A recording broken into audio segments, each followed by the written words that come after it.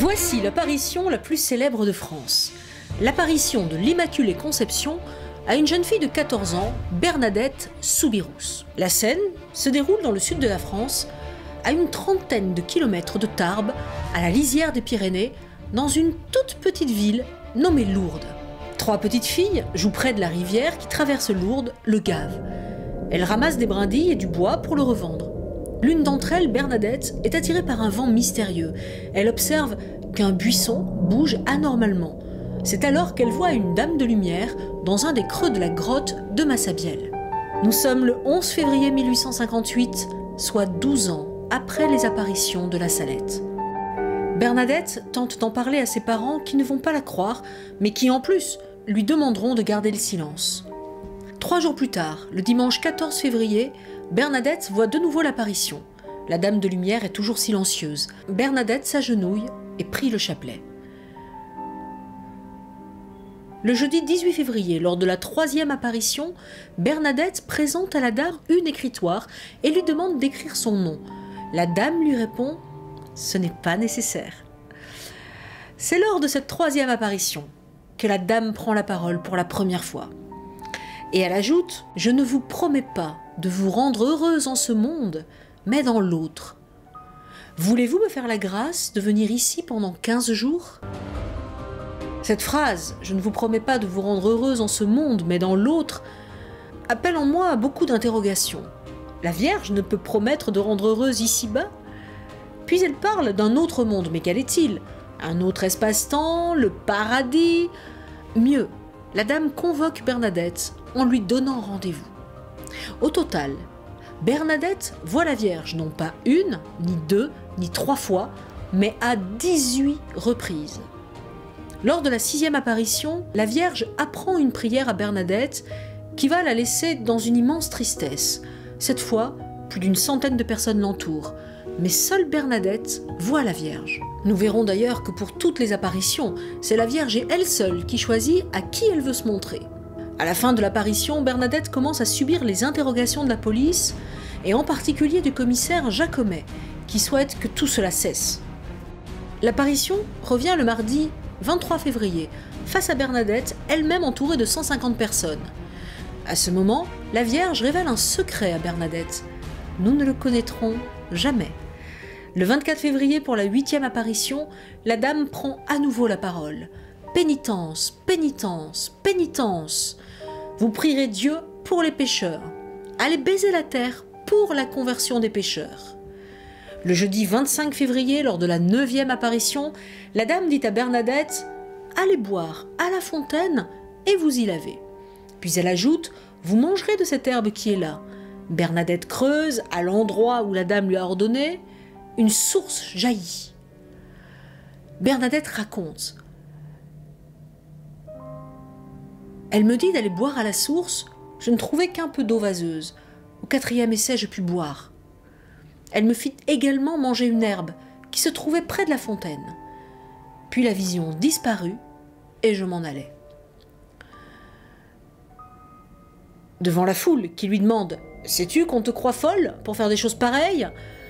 Elle répond « C'est pour les pécheurs. » Le dimanche 28 février, pour la 11e apparition, plus de 1000 personnes assistent à l'extase. Bernadette prie, baise la terre, rampe sur les genoux en signe de pénitence. Elle est ensuite emmenée chez le juge Ribes qui la menace de prison. Le mardi 2 mars, pour la 13e apparition, la dame demande « Allez dire au prêtre qu'on vienne ici en procession et qu'on y bâtisse une chapelle. » Bernadette en fait la demande au curé Peyramal, mais le curé ne croit pas en cette histoire. Aussi, il chasse la pauvre Bernadette. Mais Bernadette a du tempérament et elle est sûre de ce qu'elle avance. Aussi, dans la soirée, elle revient voir le curé qui cette fois va l'écouter. L'homme est ferme. Il veut une preuve, voir fleurir en plein hiver le rosier, l'églantier de la grotte. Puis il veut l'essentiel, à savoir le nom de cette belle dame. Pour la 15e apparition, Bernadette est en difficulté. En effet, Les apparitions font trop de bruit. Une foule se masse pour la suivre et assister au spectacle. Aussi, les autorités de la ville ferment l'accès à la grotte. Bernadette est emmenée par la police, où elle sera interrogée à plusieurs reprises. Elle ne se contredira jamais et toujours affirmera qu'elle voit une belle dame ou akero, ce qui veut dire en patois la chose.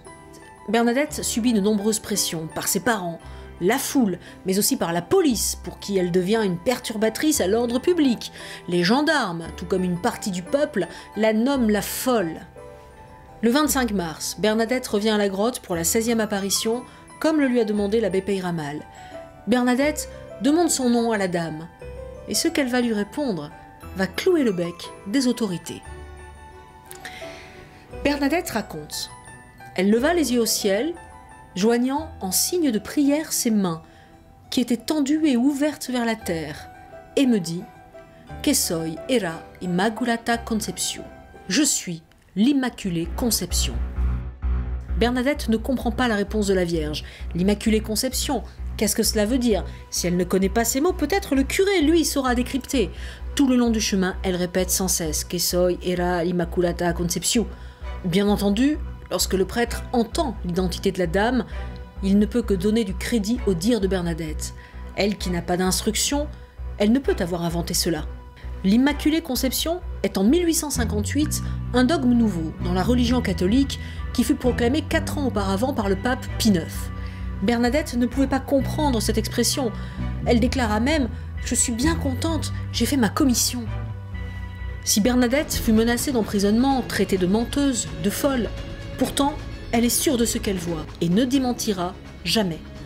Au-delà de son assurance, 2 guérisons dites miraculeuses se dérouleront pendant les apparitions et prouveront à tous que l'apparition n'est pas un fantasme. Lundi 1er mars 1858, c'est la première guérison miraculeuse. Pour la 12e apparition, plus de 1500 personnes sont rassemblées et parmi elles, pour la première fois, un prêtre. Dans la nuit, Catherine Latapie, une Lourdaise, se rend à la grotte. Elle trempe son bras déboîté dans l'eau de la source. Son bras et sa main retrouvent leur souplesse. Puis il y aura un second miracle, celui de Louis Bourriette. Ayant perdu l'usage des yeux en faisant exploser 20 ans auparavant de la dynamite, il avait reçu des éclats dans l'œil. Il était devenu aveugle. Alors, Louis Bourriette va se frotter les yeux avec l'eau de la source, mélangée à la terre, et contre toute attente, il retrouve instantanément la vue. La 18e et dernière apparition date du vendredi 16 juillet 1858. Bernadette n'eut pas accès à la grotte et ne put pas voir la Vierge que depuis l'autre rive. Elle déclara ne jamais avoir vu la Vierge aussi belle. Lourdes est, on l'a déjà dit, la plus importante apparition sur le sol français, et vous comprenez très bien pourquoi. Aujourd'hui, en 2020, plus de 70 guérisons miraculeuses ont été confirmées par le très sérieux Bureau des constatations médicales, qui réunit sur plusieurs années des médecins issus du monde entier, des grands spécialistes, qui vont mener leur propre enquête sur parfois plusieurs décennies. Et c'est lorsqu'ils en sont convaincus qu'une guérison est dite inexpliquée. Contrairement à ce que l'on pourrait penser, l'Église est un peu frileuse quant aux apparitions de la Vierge. Aussi, elle tient à ce que les enquêtes soient faites de manière rigoureuse et très pragmatique. Comment garder sa réputation si ce qui vient du ciel semble être fantasque? Pour l'Église, les apparitions sont un problème. Comment notamment réagir face aux propos d'une vierge, quand elle-même n'est pas tendre avec certains prêtres comme à la Salette ou à Garabandal par exemple? La suite de la vie de Bernadette, partie dans un couvent de Nevers, dans laquelle elle ne fut pas très heureuse, prouva son dévouement total à la Vierge. Bernadette, comme de nombreux voyants, n'eut pas une vie terrestre très heureuse, tout comme lui avait annoncé la Vierge. Aujourd'hui, grâce aux apparitions, à la conviction ainsi qu'à la foi sans égale de la petite Bernadette, les miracles à Lourdes sont quotidiens. Je ne parle pas que des guérisons miraculeuses. Même si les docteurs de Lourdes, que ce soit l'actuel docteur de Francisis ou bien son prédécesseur Patrick Tellier, tous deux s'accordent pour dire qu'il y a par mois 1 ou 2 guérisons inexpliquées à Lourdes, ce qui n'est pas rien. Toutes n'iront pas au bout des procédures. Il faut dire que beaucoup de malades fuient des enquêtes interminables et préfèrent éviter un coup de projecteur qui aurait pour leur vie des répercussions pas forcément positives. Non, les miracles à Lourdes, aujourd'hui se situe dans la communication des uns avec les autres, mais aussi dans le silence assourdissant d'une qualité spirituelle entre le ciel et nous. Il règne une douceur de vivre, une politesse, un amour pour l'autre que l'on ne voit pas ailleurs. Je pense aux hospitaliers qui viennent de toute la France pour s'occuper des malades et des plus fragiles, mais aussi à tous ces pèlerins qui, au pied de la grotte, font la paix avec eux-mêmes, puis avec le monde. Je vous recommande les écrits sur Lourdes de l'abbé Laurentin, peut-être le plus grand enquêteur des apparitions de la Vierge. Je vous recommande aussi ce livre incroyable sur les déclarations de la gendarmerie de Lourdes à l'époque des apparitions, livre qui m'a fait comprendre que si l'apparition est surnaturelle, les faits, eux, sont historiques et réels, ils sont inattaquables. Pour finir, je voudrais vous parler d'une observation de l'auteur Patrick Sandrin, une observation qui a pour moi tout son intérêt. J'ai rencontré Patrick Sandrin, j'ai eu cet honneur, c'est un homme hautement érudit, et sa théorie mérite qu'on la regarde de plus près. Il a fait une observation et établi un lien entre les apparitions de Lourdes et celles de Fatima au Portugal en 1917. Vous en conviendrez, Fatima n'est pas à première vue un nom très portugais. Et il s'est demandé pourquoi. Fatima est en effet le nom de la fille du prophète Mahomet. La raison du nom de cette ville du Portugal est historique. Je vous la fais courte. Au XIe siècle, alors que les Arabes ont envahi le Portugal et l'Espagne, les chefs chrétiens reprennent le combat. Au cours d'une bataille menée par le comte d'Ourem, une princesse arabe prénommée Fatima est capturée. Le comte en tombe éperdument amoureux. Par amour, elle se convertit au catholicisme, prend le nom d'Oriane et l'épouse en 1158.